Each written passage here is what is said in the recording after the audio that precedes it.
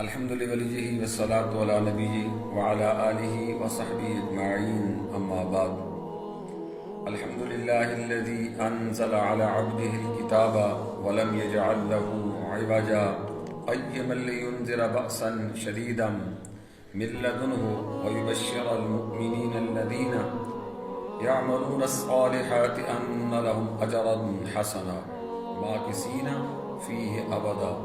صدق اللہ العظیم. سامعین و ناظرین محترم، سلسلہ درس قرآن سورہ کہف اس کا آغاز کیا جا رہا ہے، اور اس سے پہلے سورت جس کا اختتام ہوا ہے تو وہ بھی اللہ تعالیٰ کی حمد پر سورت کا اختتام ہوا ہے، اور اس سورت کا آغاز بھی اللہ تعالیٰ کی حمد سے کیا جا رہا ہے. فرمایا الحمدللہ الذی انزل علی عبدہ الکتاب. سب خوبیاں اللہ کو جس نے اپنے بندے پر کتاب اتاری، اپنا عبد خاص اپنے محبوب صلی اللہ علیہ وسلم پر اس کتاب کو نازل فرمایا. وہ محبوب صلی اللہ علیہ وسلم کے تمام انبیاء حضور کے بحر کرم سے چلو بھر رہے ہیں، اور میرے محبوب صلی اللہ علیہ وسلم کے ابر رحمت سے ہونٹوں کو تر کر رہے ہیں. یہی وہ ذات اقدس ہے جس کا ظاہر باطن مکمل ہے. پھر کائنات کے خالق نے اس سراپا حسن و خوبی اور حسن و جمال کے مالک کو اللہ تعالی جل شانہ نے اپنا حبیب خب فرمایا. حضور علیہ السلام کے غلاموں، یہ وہ کتاب کہ جو صحیفہ انقلاب ہے، اور اللہ تعالی جل شانہ نے اس آخری کتاب کو اپنے آخری محبوب کے اوپر نازل فرمائی. یہ وہ کتاب کہ جو ویران دلوں کو منور کر دیتی ہے، جو اس کے پڑھنے والے اس کے اوپر عمل کرتے ہیں تو رشد و ہدایت کا انہیں پیغام سناتی ہے، سیدھے راہ پہ چلانے والی یہ کتاب. تو فرمایا قیما لینذر بأسا شدیدا من لدنہ. عدل والی کتاب اللہ کے سخت عذاب سے ڈرائے. وَيُبَشِّرَ الْمُؤْمِنِينَ الَّذِينَ يَعْمَلُونَ الصَّالِحَاتِ.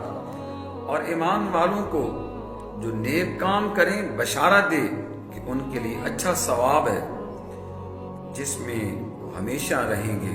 حضور کے غلاموں، قرآن اللہ تعالیٰ کی لارب کتاب، اور اس کے اندر اللہ تعالیٰ جل جلالہ نے ہر چیز کا بیان فرمایا ہے، اور اس صورت کا آغاز بھی ہم سے فرمایا.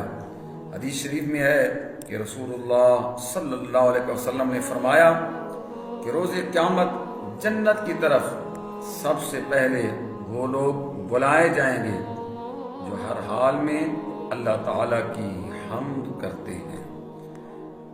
ایک اور حدیث میں آتا ہے کہ بہترین دعا الحمدللہ، اور بہترین ذکر لا الہ الا اللہ. فرمایا وَيُنذِرَ الَّذِينَ قَالُوا اتَّخَذَ اللَّهُ وَلَدًا.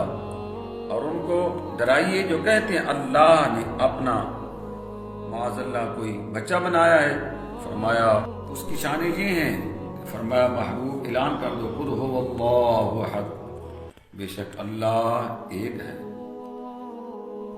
قُلْ هُوَ اللَّهُ احد اللہ الصمد، وہ بے نیاز ہے. لم یلد ولم یولد، نہ اس کا کوئی باپ ہے نہ اس کی کوئی اولاد ہے. یہاں فرمایا ما لہم بہ من علم، اس بارے میں نہ وہ کچھ علم رکھتے ہیں نہ ان کے باپ دادا.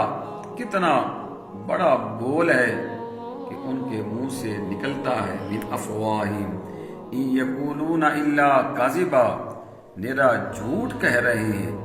اے محبوب، تمہارے رب کی شان یہ ہیں کہ سبحانہ.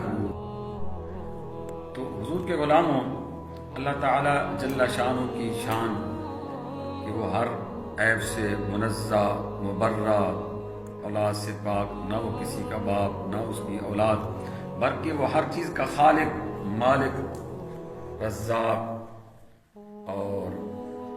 وہی ہے جس نے اپنے محبوب صلی اللہ علیہ وسلم کو شان عطا فرمائی ہے۔ ساری کائنات اس کے سامنے سرب و سجود ہے۔ فرمایا یسبح للہ ما فی السماوات و ما فی الارض، زمین میں جو کچھ بھی ہے اس کی حمد اور تسبیح بیان کرتی ہے۔ اس لیے قرآن اس کے دامن کو تھام لیں اور اس کو پڑھنے والے ہو جائیں اور اپنے بچوں کو اس کی تعلیم دیں اور اپنے دلوں کو قرآن کے زیور سے آراستہ فرمائیں۔ اللہ تعالیٰ جل جلالہ ہم سب کو قرآن و حدیث پڑھنے، سمجھنے اور اس کے اوپر عمل کرنے کی توفیق عطا فرمائے، آمین یا رب العالمین۔